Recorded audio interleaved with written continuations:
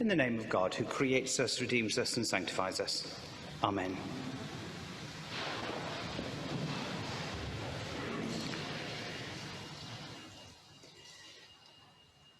This coming week is clearly going to be an important week for our bailiwick. Over the next few days, we will be deciding the political direction of our islands for the next few years. You may well have decided who you are and who you are not going to vote for. And I'm certainly not going to make any suggestions to you as to which way I think you should vote. However, this morning's gospel does make an important point, which, given the political situation, should not go unnoted. And the point is this: what we believe is essential to what we do. Now, I would not be surprised that when you hear me say that, you think that I'm pointing out the kind of blindingly obvious. Well, I think at an intellectual level, it is blindingly obvious. But given the nature of personality politics as it is, perhaps it just does need reiterating. When we hear that our belief is important and that what we believe inevitably leads to the way we act, actually we need reminding of it. It is central to our ethics and our values. However, in politics, we are frequently encouraged not only to think about what a person believes, but also who they are. Especially in Guernsey, where we tend to know kind of half the candidates and we tend to know their backgrounds. And whether we know them or not can make a huge difference as to whether we're going to give them our vote. In fact, one of the interesting things that I've noted is quite a number of the candidates highlight their personal qualities rather than their policies. Energetic and hard-working does not necessarily mean that they are going to vote for the policies we think are important. In fact, having attended quite a number of the state's debates over the last few years, which I have to say I'd highly recommend, it is interesting, probably more interesting than you might think it is actually, but it is interesting. But when you go, you do actually, it's quite interesting to see that some of our state members, so only those who have already been elected, so I can't judge the ones who haven't so been elected, whatever reason, some of them have clearly failed to declare their philosophical positions, which they passionately hold. Yes, we hope our deputies are nice people, and if we know them, that can be an advantage too, because we can know what they stand for. But most importantly, what really matters is what they believe and how they see that being worked out in our bailiwick through the political system. Our gospel reading this morning makes very clear the connection between faith, belief, and action. It starts with a parable about an owner of the vineyard, and through the narrative there is a comparison being made with the Easter story. We hear a story about tenants in a vineyard who feel that they can take no notice of slaves sent by the owner to collect the rent. If we were in any doubt about the analogy that is being made here, we hopefully will get it when the owner sends his son. They will respect my son, we are told. And so in the next few sentences, we get a reprise of Good Friday and the resurrection. The son is murdered and the owners think that the property is now theirs. But how wrong they are. As with the Easter story, force does not pay off, and it is those who think that they are triumphant that end up suffering and losing out. And just in case we have still not got the message, the narrator of Matthew quotes Psalm 21. The stone that the builders rejected has become the cornerstone. This was the Lord's doing, and it is amazing in our eyes. Those listening to the chief priests in this parable, listening to this parable are in the narrative are the chief priests and the Pharisees. And clearly they're not happy with what they are being told.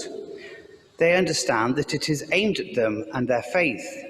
They realise that it is them and those of their kind that face the rejection, and those that they have frequently despised, God is going to include. Jesus forcibly challenges their worldview. The chief priests and the Pharisees think that they have life sorted. God has chosen them, they are deluded and thinking. But Jesus has a very different opinion. Jesus goes on to explain that the criteria by which people will be included is about the way that they bear the fruits of the kingdom, how they will propagate love, justice, peace. The fruit analogy is used a lot by Jesus in the gospel. Being fruitful has a positivity to it that hopefully we can all easily relate to. It's not a million miles away from the Revive and Thrive slogan used frequently in our election campaign. Even today, in an economy where tomato production is seen largely as part of our history, we still see being fruitful as people as an integral part of being human. And I have to say, those listening in distant parts, every Guernsey person does know, yes, tomato is definitely a fruit. As the saying goes, intelligence is knowing that tomato is a fruit, and wisdom is knowing not to put it in a fruit salad. But being back to being fruitful, we are aware that some of the metaphorical fruit produced has much sweeter taste than others. And that is something we need to hold on to. Faith, belief, and action are essential to the Christian way of life. It is the way that our faith shows itself through our actions that is God's principal concern. One of the things we believe intellectually is that our intellectual belief is best expressed through our actions. Paradoxically, part of our intellectual belief is that our intellectual belief is frequently best expressed not through the power of thought, but through the actions of our hands. Too often as Christians we have tied ourselves in knots about the way we express our faith intellectually in terms of a text. But what we believe can be expressed equally by the way that we act. Theologically, this is known as the tension between orthodoxy and orthopraxis. Orthodoxy is kind of right belief, believing the right things, as it were, believing a set of beliefs like we have with our creed. Orthopraxis is about right action. And in a way, we have to balance those two as Christians between having right belief and right action. Ultimately, what we are voting for are the actions of our deputies. However much we like them as a person, what really matters is what they believe and how they plan to put that into action. Now, I know that when it comes to faith and action, the church does not always come up smelling of roses. I'm sure that we are aware that the church cannot claim to be squeaky clean in this matter either, and nor should we pretend to be.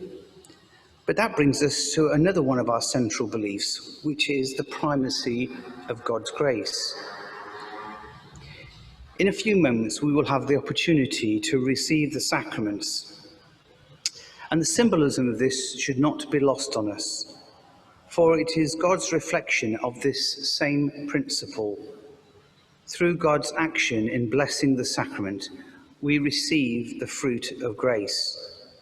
Actions do speak louder than words. In giving us the sacrament, God's action comes to us, so that in our actions we might reach out to God and show our need of God's grace. Through bread and wine, we embrace the paradox through our actions. We embrace the belief in God's grace, a grace that we believe in our hearts and minds, which we take to ourselves, which we are now called to take into our world and show forth in our lives. Amen.